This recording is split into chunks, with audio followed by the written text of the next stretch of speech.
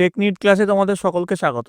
আজকের আমাদের আলোচ্য বিষয় 2026 সালের নবম শ্রেণীর প্রথম পর্যায়ক্রমিক মূল্যায়নের বাংলার সেট 1 এর প্রশ্ন এবং তার উত্তর।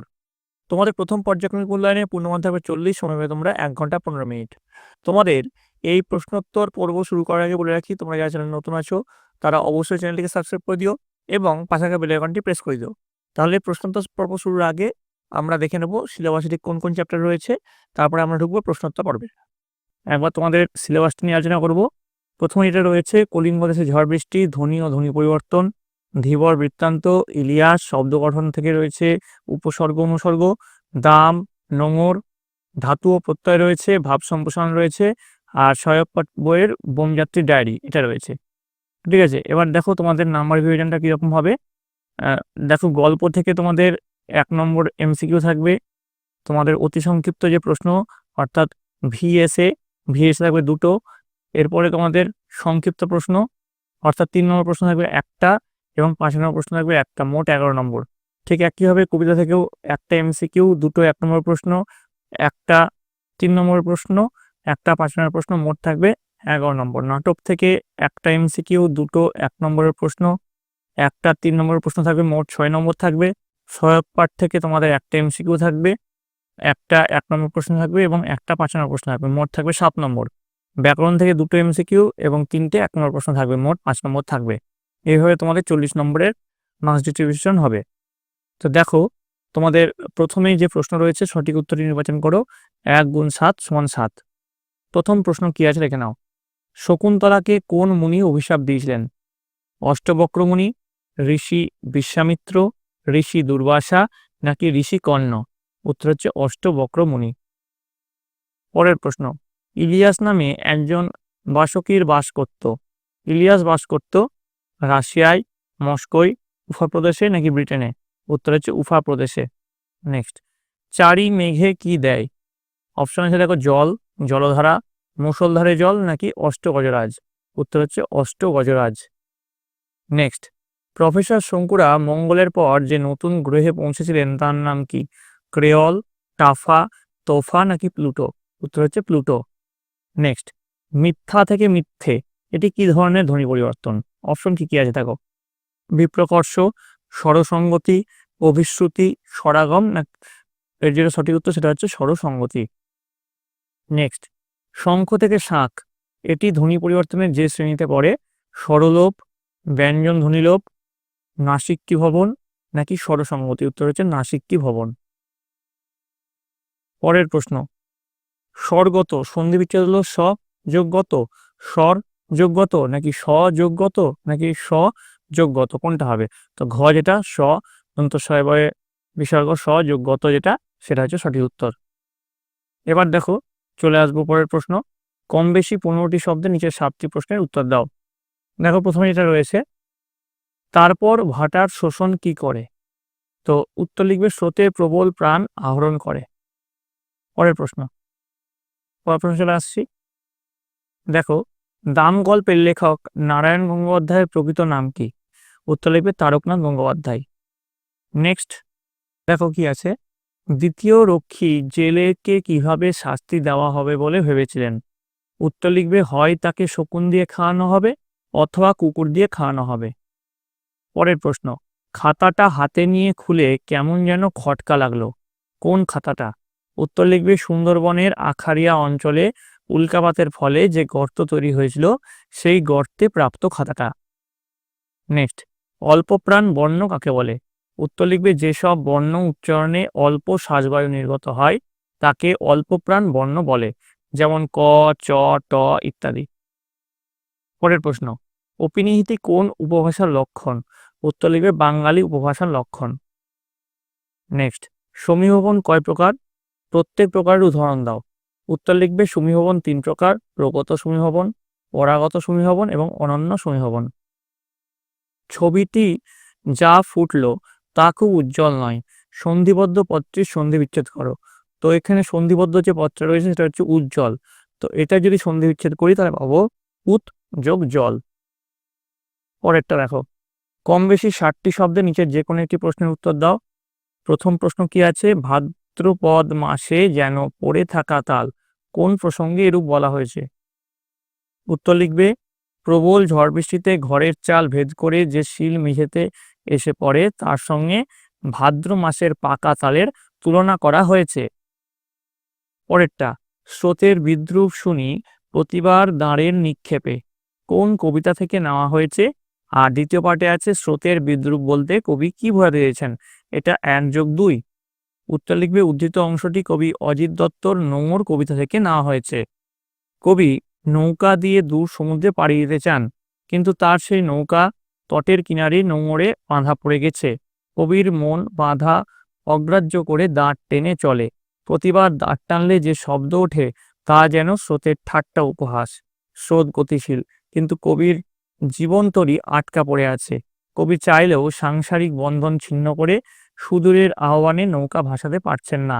তাই স্রোত কবির এই থমকে থাকাকে ব্যঙ্গ বিদ্রুপে বিদ্ধ করে চলে। এবার দেখো 4-এর দাগে কম বেশি 60টি শব্দের নিচের যে কোনো একটি প্রশ্নের উত্তর দাও। 3 × 1 = 3। প্রথম যে প্রশ্ন আছে কি আছে দেখো, ইলিয়াস প্রতিবেশীকে ধন্যবাদ দিল। এখানে প্রতিবেশীকে, তাকে ইলিয়াস কেন ধন্যবাদ দিল? এখানে 1+2 আছে। উত্তর লিখবে লিও টলস্টয় রচিত ইলিয়াস গল্পের প্রতিবেশী হলেন মোহাম্মদ শাহ। তো কেন ধন্যবাদ দিল তার উত্তর কি লিখবে? প্রথম জীবনে দরিদ্র থাকা ইলিয়াস তার কঠোর পরিশ্রমের দ্বারা 35 বছরে অগাধ সম্পত্তি গড়ে তোলে, কিন্তু দুর্ভাগ্যজনকভাবে ইলিয়াসের জীবনে বিপর্যয় নেমে আসে। সমস্ত সম্পত্তি হারিয়ে সে নিঃস্ব হয়ে পড়ে। তার বিতাড়িত ছেলেটি বহুদূর দেশে থাকত, একমাত্র মেয়েটিও মারা গিয়েছিল। এমত অবস্থায় অসহায় ও চরম দুর্দশাগ্রস্ত ইলিয়াসকে তার দয়ালু প্রতিবেশী মোহাম্মদ শাহ কাজের বিনিময়ে তাদের নিজের বাড়িতে থাকা ও খাওয়ার প্রস্তাব দেয়। তাদের চরম বিপদের দিনে পাশে দাঁড়ানোয় ইলিয়াস তার প্রতিবেশী মোহাম্মদ শাহকে কৃতজ্ঞতা জানিয়ে আন্তরিকভাবেই ধন্যবাদ জানিয়েছিল। আচ্ছা, পরবর্তী প্রশ্নে যার আগে বলে রাখি, এর পরবর্তীতে তোমাদের কোন সাবজেক্টের প্রশ্ন এবং উত্তর নিয়ে আসবো সেটা অবশ্যই কমেন্ট লিখে নেবে, এবং কমেন্টে তোমাদের বিদ্যালয়ের নাম এবং কোন জেলা থেকে লিখছো সেটা লিখতে কিন্তু ভুলবে না। চলে আসবো পরের প্রশ্নে 4.2।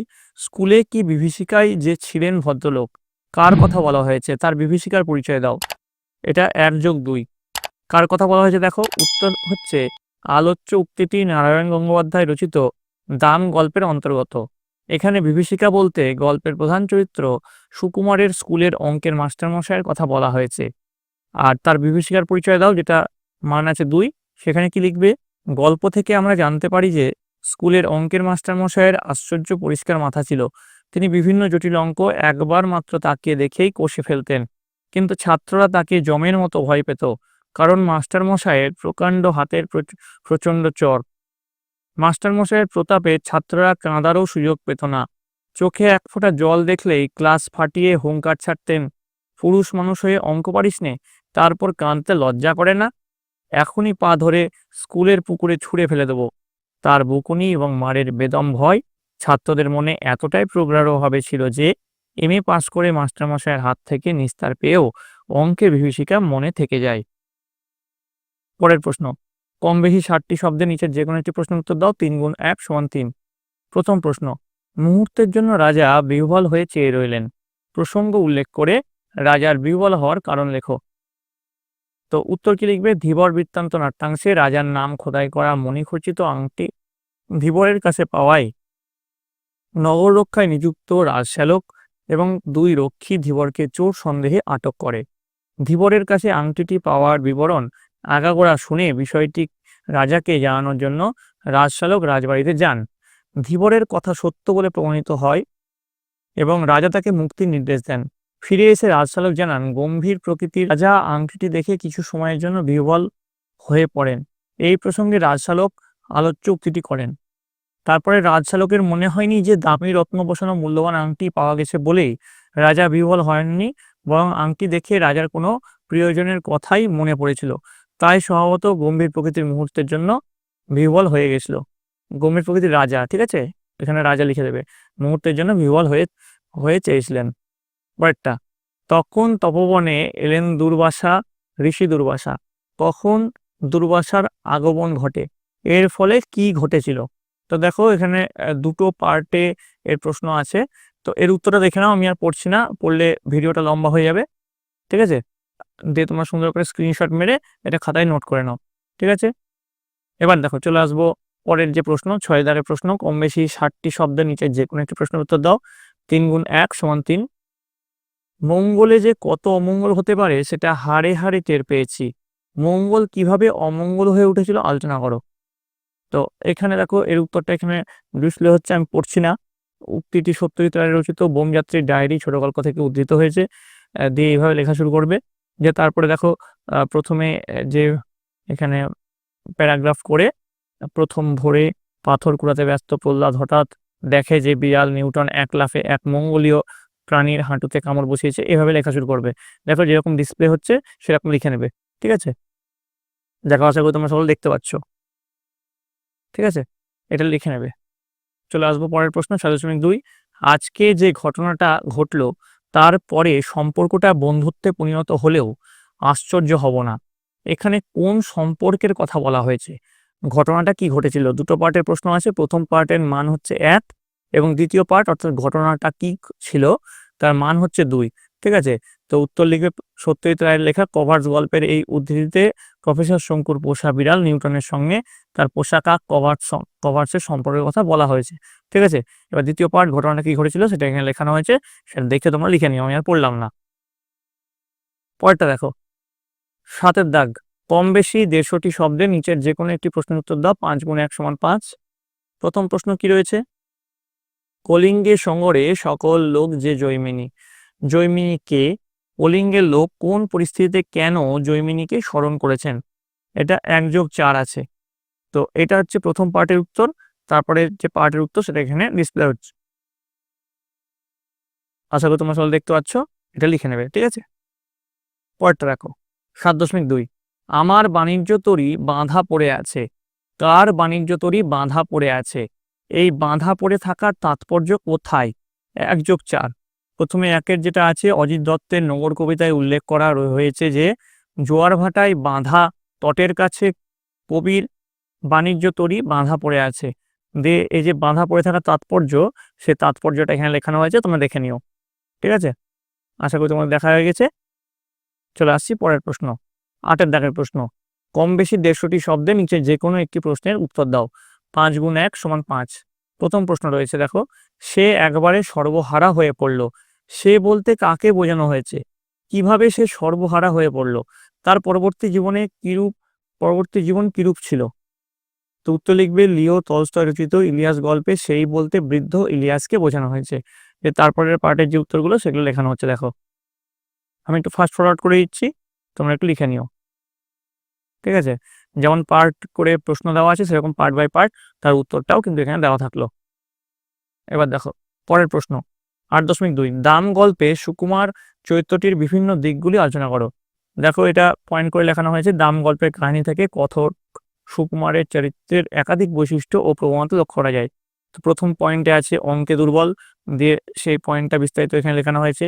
তারপরে যে নেক্সট পয়েন্ট, সেই নেক্সট পয়েন্টটা হচ্ছে তোমাদের এখানে দেখো ডিসপ্লে হচ্ছে আত্মসমালোচক। তারপর পয়েন্ট হচ্ছে শ্রদ্ধাশীল, তারপর পয়েন্ট হচ্ছে সংবেদনশীল। ঠিক আছে? তো এইভাবে তোমরা পয়েন্ট ওয়াইজ এটা লিখবে এর উত্তরটা। এই প্রশ্নটা কিন্তু খুব গুরুত্বপূর্ণ। 9 দাগের প্রশ্ন। কম বেশি 125 শব্দের নিচের যে কোনো একটি প্রশ্ন উত্তর দাও। 4 গুণ 1 সমান 4। প্রথম প্রশ্ন কি রয়েছে? ভাব সম্প্রসারণ করতে বলেছে। নদীর এপার কহে ছাড়িয়া নিঃশ্বাস, ওপারেতে সর্বসুখ আমার বিশ্বাস। নদীর ওপার বসে দীর্ঘশ্বাস ছাড়ে, কহে যাহা কিছু সুখ সকলই ওপারে। খুব ইম্পর্টেন্ট ভাব সম্প্রসারণ। দেখো এর উত্তরটা দেখে নাও, এখানে ডিসপ্লে করছি আমি। ঠিক আছে? আশা করি তোমরা সকলে দেখতে পাচ্ছ। এই ভাব সম্প্রসারণটা কিন্তু ভালো করে রাখবে। তোমাদের ভাব সম্প্রসারণ ভাবার্থ দুটোই কিন্তু আসবে। তো কিছু তোমাদের ভাব সম্প্রসারণ আর ভাবার্থ সাজেশন আমি দিয়ে দেবো, সেগুলোও কিন্তু ভালো করে করো। এবার দেখো 9.2 ভাবার্থ লেখো। হে মহাজীবন, আর এ কাব্য নয়, এবার কঠিন কঠোর গদ্য আনো। পদ লালিত ঝংকার মুছে যাক, গদ্যের কড়া হাতুড়িকে আজ হানো। প্রয়োজন নেই কবিতার স্নিগ্ধতা, কবিতা তোমায় দিলাম আজকে ছুটি। ক্ষুধার রাজ্যে পৃথিবী গদ্যময়, পূর্ণিমার চাঁদ যেন ঝলসানো রুটি। তোমাদের এখানে দেখো ক্ষুধার রাজ্যে পৃথিবী গদ্যময়, পূর্ণিমার চাঁদ যেন ঝলসানো রুটি।